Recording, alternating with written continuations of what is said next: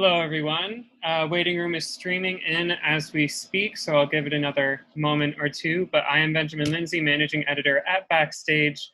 We're very happy that you could join us today. And of course, especially happy that Tasha Smith could join us as well. Tasha, how are you doing today? Thanks for joining us. I'm amazing, and I'm so happy, and I'm so grateful to be here and to have this conversation. Backstage has been in my life for a very long time. Before we had all the social media and all that stuff, we would find all of our information out of Backstage, everything, right? We're still staying busy today. That's our job today.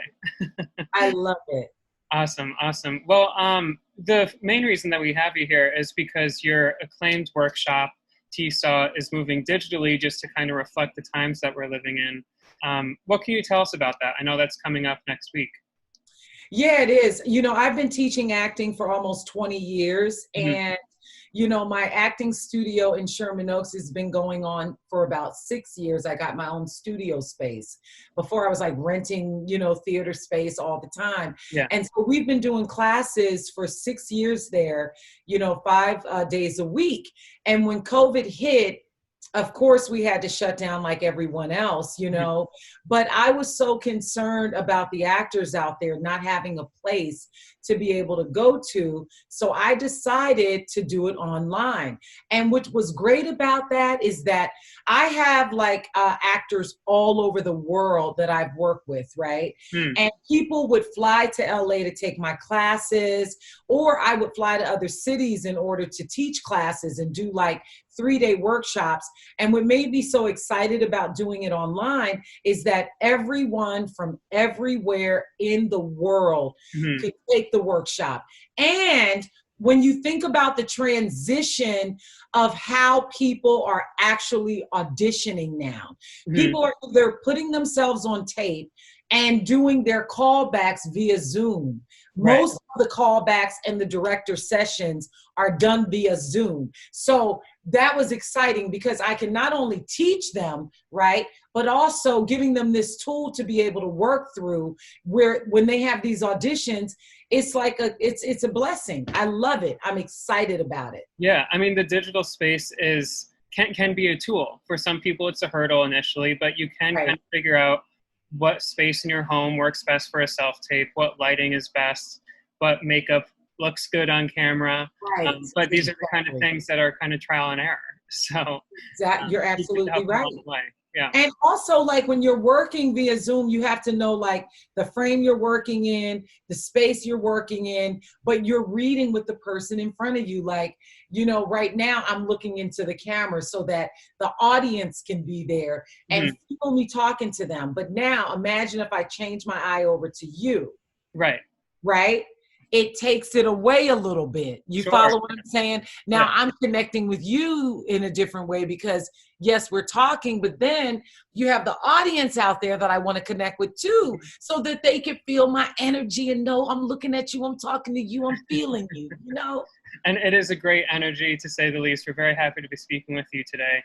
I kind of gave you a rundown of what this half hour is going to look like, but we had so many excited folks writing in for kind of the opportunity to have your ear for this moment. If you don't mind, I'll start making it with some audience questions. It looks like we have people tuning in from all over the world, so thank you. I'm looking, this is awesome. Yeah, perfect. People from Brooklyn and Burbank and London and New England and Jersey. Hi, what's that, Brazil? Hi, Florida. Hi, you guys. Sounding off. We love Germany. I love it. Awesome. Well, thank you everyone for tuning in. Without further ado, I'll just start making my way down this list. And if you do have a question for Tasha, I ask that you use the Q&A option in the bottom right-hand portion of your screen, and we can just get this show on the road.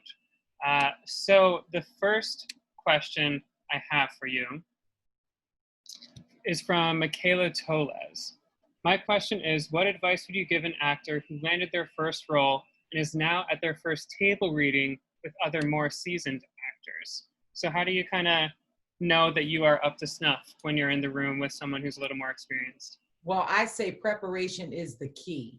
Like, I found that preparing gives security and confidence. When you are clear about the script, clear about the characters, clear about your space within the script, it gives you confidence. But if you don't do your prep, and you haven't read your script and you haven't really broken it down, like let's say sometimes I've seen actors do this where you may read the script one time and then go to the table read, right? But I don't think you should look at it like that, especially when it's your first time. You need to read that script at least 3 to 5 times. You need to break that script down as if that table read is your performance. I remember I've gotten fired before from a table read. This was years ago, early in my career. I was probably about, right? I was about 24, 25 years old. I thought I just had my stuff together and I didn't really take the time to prepare.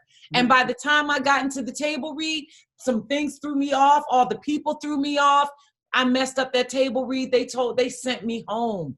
So never again will I ever do a table read without working on it, at least knowing like certain dynamics of your character, your objective, your, personalize some things, like do some work on it so you can feel confident and that your performance level is at least in a way that the producers are going to know for a fact that they hired the right actor.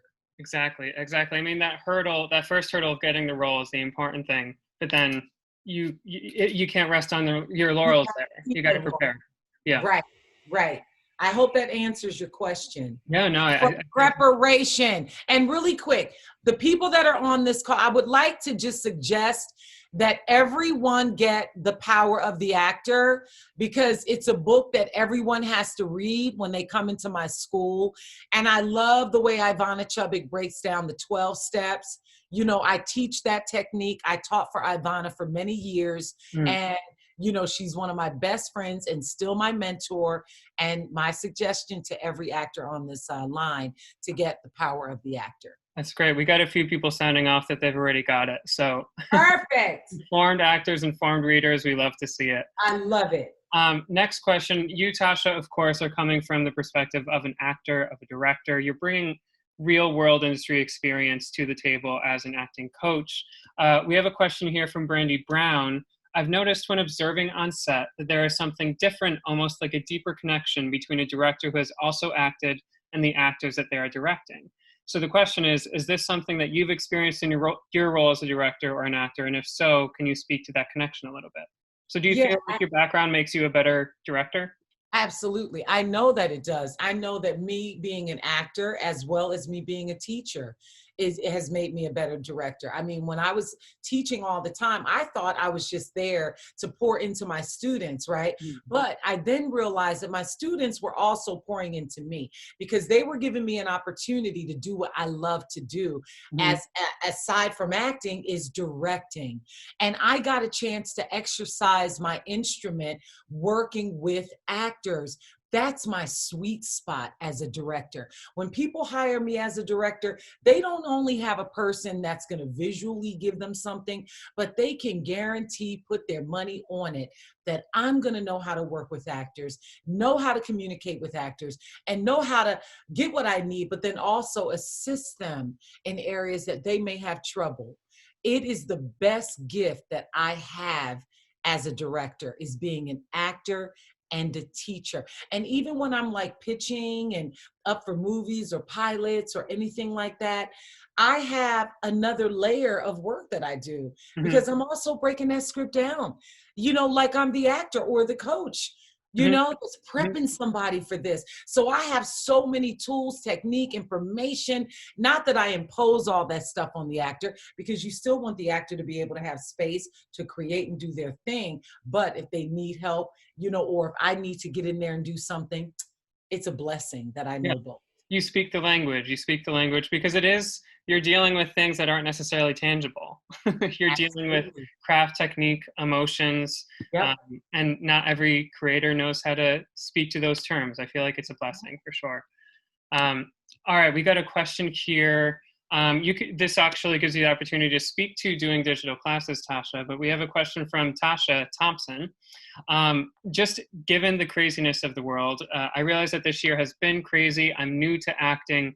How do I take classes and where do I start? So if someone is pursuing the dream right now in this climate, what advice do you have? You start taking TSAW, my school. You go to tsawonline.com. TSAW, TSAW online.com. And what I love about my school is that we give you foundational training. You get foundational tools and technique, and you're also going to learn how to work within the system of what's happening in the world because of COVID right now. Again, a lot of our auditions are going to be done via Zoom or tape, and you're going to learn those tools by taking my class. One thing I must say, though, is that my class that I teach, it is a master class, and it is for actors that are much more advanced. And don't feel like in order to come and work within my school that you have to only work with me. All of my teachers, my staff, I trained them. They worked with me for many years and I trained them. They're an extension of me. They teach the foundation of the tools and then they move you up to my class when you're ready and when you learn the technique. So I would say start at taking tsawonline.com.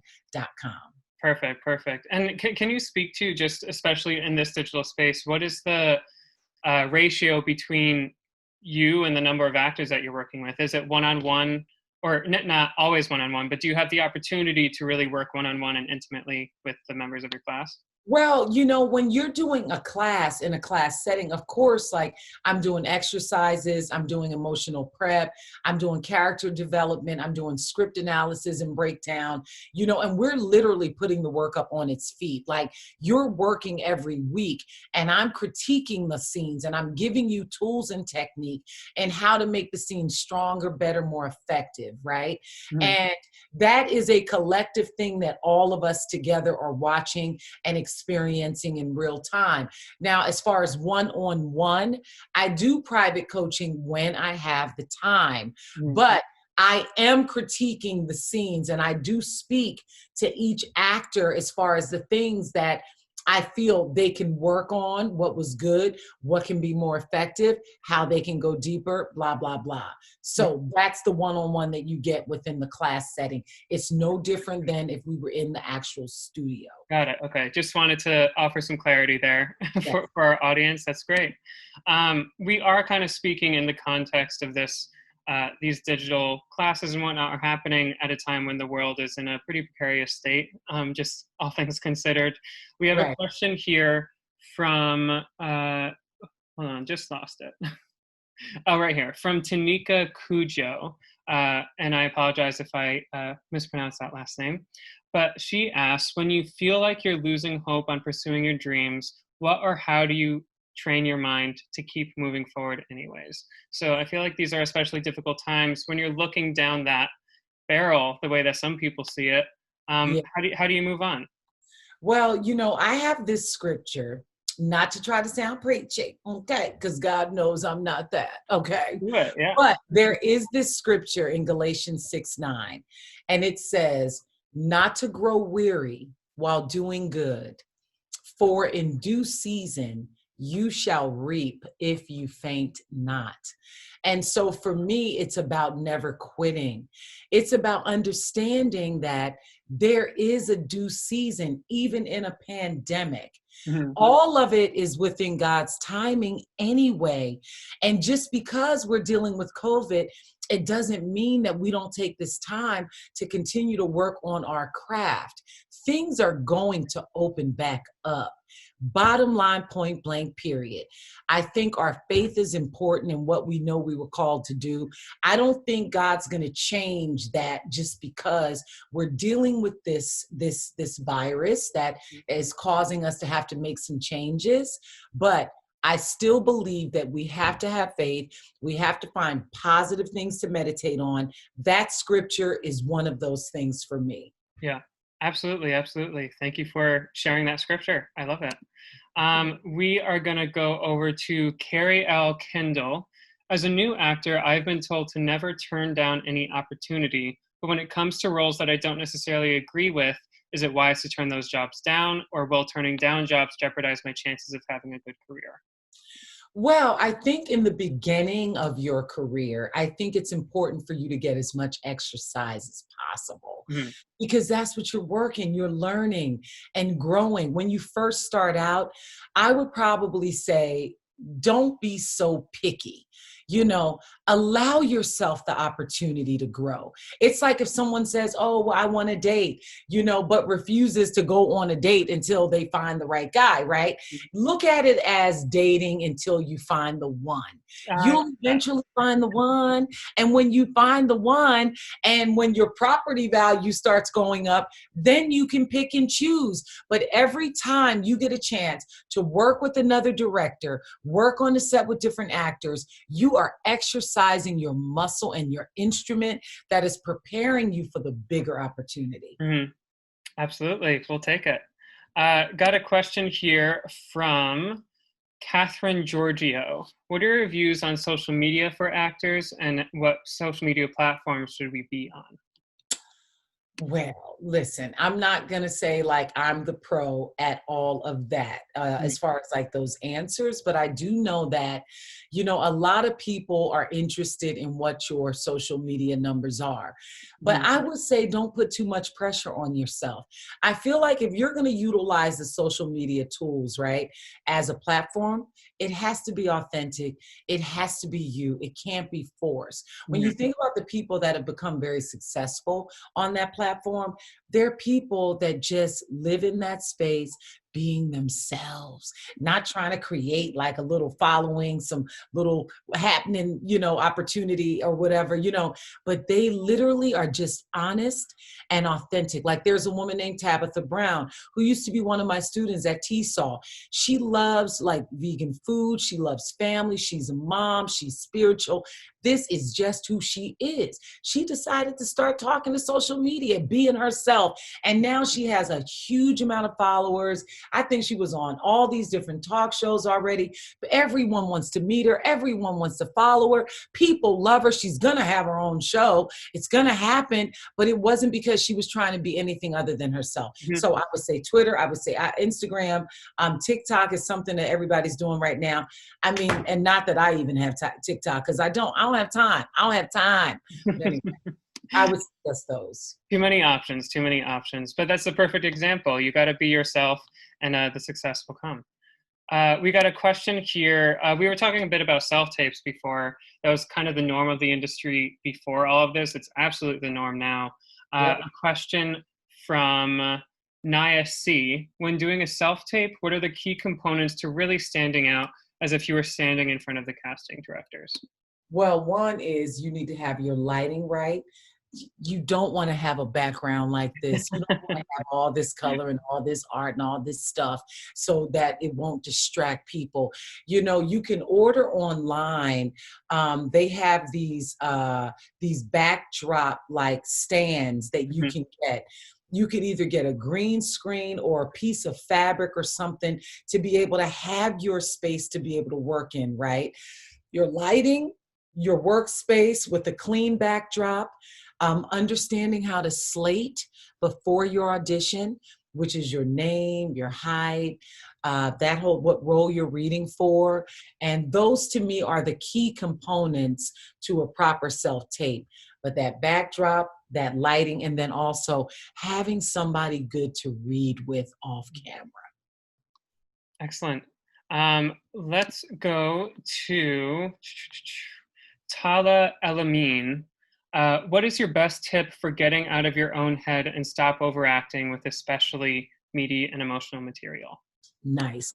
I would say you have to stay grounded in working on what you need in the scene. A lot of times I feel like when you're overacting and you're forcing and pushing, it's because you're not living. You're not living in the reality of the role.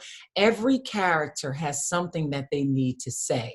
You have to find out for yourself why that is so important. When you focus on the reality of what it is that you need to communicate, you don't have time to act because there's something you're really trying to convey. And I would say focus on that, knowing what your overall objective is, your scene objective. And I love personalizing things with substitutions and just staying focused on what the need is, not how can I please the person that's watching me? How can I please the person that I'm auditioning for? Forget about pleasing anybody. Say what you need to say as the character. I hope that answers your question.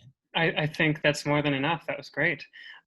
Let's go to Charles Moss. He has a question for actors out there who are interested in creating their own content. Obviously, that's kind of a trend with the online space right now. So what advice or suggestion would you give to someone wanting to write their own content, either whether it be a web series, social media blogging, review videos, just any general insight that you have in that space is what he's looking for. The only thing I have to say to you is just do it. Look at Issa Rae. She started off utilizing the YouTube space. Now she's an Emmy-nominated actress, a huge producer, producing all kinds of content for herself and other people. She is truly a trailblazer. You need to just do it. Perfect. I mean, Issa is the perfect example. She was actually on our cover a few months back. I had the chance to pick her brain for the new season of Insecure, but really just, you got to do it. There's nothing stopping you, especially in this day and age. Do it. Let's see. From Julie Amangwa, and apologies again if I mispronounce that last name, but hello, Tasha. Thank you for your time. I'm starting training in September at a Film and Theater Institute in New York. I'm a bit anxious because I have no experience with movement classes, speech classes. So what advice do you have for someone who's completely new to those spaces? Well, I say that being a little nervous is good. You know, you're going into new area, it's like a new world, uncharted territory. You know what I mean? I would say stop being so hard on yourself and don't have unrealistic expectations on the process of learning. You know, you're not going to get it all at one time or the first day you show up. Take it easy and take your time. It's not a race, it's a marathon. So slow down, relax, take in everything that's placed in front of you to learn, and don't put extra pressure on yourself. Excellent. And you are, for the record, going out there and getting the training that you need. So that's the first step, right? That's the first step. Got a question from Yvette Dingwall. Obviously, acting is a lot more than just memorizing the words on the page, but do you have some tips for memorizing lines? Quote, it's terrifying. You know, I love looking at the subtext and the inner monologues, right? Like the way that Ivana and I teach, right? It's about one, understanding what your overall need is, right? When you understand your overall objective, and then understanding what your scene objective is. Your scene objective is what's going to tie you to your overall objective. And then of course you're going to have to look at, well, what's getting in the way of me accomplishing this and getting this, right? I'm just giving you parts of the 12 step. Now, when you do all of that inner work, right? One of the next steps are the inner monologue. It's what's the subtext, what's being said in my mind while I'm listening, while I'm thinking, what's on the inside of that dialogue.